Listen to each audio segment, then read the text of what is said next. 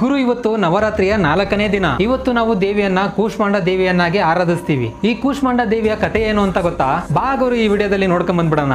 ಈ ಹಿಂದೆ ಪ್ರಪಂಚ ಸೃಷ್ಟಿ ಆಗೋದಕ್ಕಿಂತ ಮುಂಚೆ ಏನೂ ಇರ್ಲಿಲ್ವಂತೆ. ಯಾವ ಕಡೆ ನೋಡಿದ್ರು ಬರೀ ಕತ್ಲೆ ತುಂಬಿಕೊಂಡಿತ್ತಂತೆ. ಆಗ ದೈವ ಶಕ್ತಿಯಿಂದ ಒಂದು ಸಣ್ಣ ಬೆಳಕು ಎಲ್ಲ ಕಡೆ ಹರಡುತ್ತೆ. ನಿಧಾನವಾಗಿ ಆ ಬೆಳಕು ಒಂದು ಹೆಣ್ಣಿನ ಆಕಾರವನ್ನ ಪಡೆಯುತ್ತೆ. ಅವಳೇನೆ ಕೂಷ್ಮಾಂಡ ದೇವಿ. ಈಕೆ ಒಂದು ಸಣ್ಣ ನಗುವಿನಿಂದ ಇಡೀ ಪ್ರಪಂಚನೇ ಸೃಷ್ಟಿ ಮಾಡ್ತಾಳಂತೆ. ಸಂಸ್ಕೃತದಲ್ಲಿ ಕೂಷ್ಮಾಂಡ, ಕೂ ಅಂದ್ರೆ ಸ್ವಲ್ಪ, ಉಷ್ಣ ಅಂದ್ರೆ ಶಾಖ, ಅಂಡ ಅಂದ್ರೆ ಮೊಟ್ಟೆ ಅಂತ ಅರ್ಥ. ತನ್ನ ಶಕ್ತಿಯಿಂದ ಮಹಾಕಾಳಿ, ಮಹಾಲಕ್ಷ್ಮಿ, ಮಹಾ ಸರಸ್ವತಿಯರನ್ನ ಸೃಷ್ಟಿ ಮಾಡ್ತಾಳೆ. ಈಗ ಮಹಾಕಾಳಿ ಶಿವ ಮತ್ತು ಸರಸ್ವತಿಯನ್ನ ಸೃಷ್ಟಿ ಮಾಡ್ತಾಳೆ. ಮಹಾಲಕ್ಷ್ಮಿ ಬ್ರಹ್ಮ ಮತ್ತು ಲಕ್ಷ್ಮಿಯನ್ನ ಸೃಷ್ಟಿ ಮಾಡ್ತಾಳೆ. ಮಹಾ ಸರಸ್ವತಿ ವಿಷ್ಣು ಮತ್ತು ಶಕ್ತಿಯನ್ನ ಸೃಷ್ಟಿ ಮಾಡ್ತಾಳೆ. ಈಗ ಕೂಷ್ಮಾಂಡ ದೇವಿ ಬ್ರಹ್ಮನಿಗೆ ಸರಸ್ವತಿಯನ್ನ, ವಿಷ್ಣುವಿಗೆ ಲಕ್ಷ್ಮಿಯನ್ನ, ಶಿವನಿಗೆ ಶಕ್ತಿಯನ್ನ ಜೋಡಿ ಮಾಡ್ತಾಳೆ. ಆಮೇಲೆ ಕೂಷ್ಮಾಂಡ ದೇವಿ ಸೂರ್ಯನ ಮಧ್ಯಭಾಗದಲ್ಲಿ ಹೋಗಿ ಕೂತ್ ಬಿಡ್ತಾಳಂತೆ. ಸೂರ್ಯನಿಗೆ ದಿಕ್ಕನ್ನ ತೋರಿಸೋದು ಹಾಗೆ ಬೆಳಕನ್ನ ಕೊಡೋದು ಕೂಷ್ಮಾಂಡ ದೇವಿನೇ ಅಂತಾನೆ ಹೇಳ್ತಾರೆ. ನವರಾತ್ರಿಯ 4ನೇ ದಿನದ ಬಣ್ಣ ನೀಲಿ. ಇದು ನಮಗೆ ಘನತೆಯನ್ನು ಹಾಗೆ ಸೊಬಗನ್ನು ಪ್ರತಿಬಿಂಬಿಸುತ್ತೆ. ಈ ಮಾಹಿತಿ ಇಷ್ಟ ಆದ್ರೆ ಒಂದೇ ಒಂದು ಲೈಕ್ ಕೊಡ್ಬಿಟ್ಟು ನಿಮ್ಮ ಫ್ರೆಂಡ್ಸ್ಗೆಲ್ಲ ಶೇರ್ ಮಾಡಿ. ಇದೇ ರೀತಿ ಹೆಚ್ಚಿನ ವಿಡಿಯೋಗಳಿಗಾಗಿ MJ.com ನ ಫಾಲೋ ಮಾಡ್ಕೊಂಬಿಡಿ.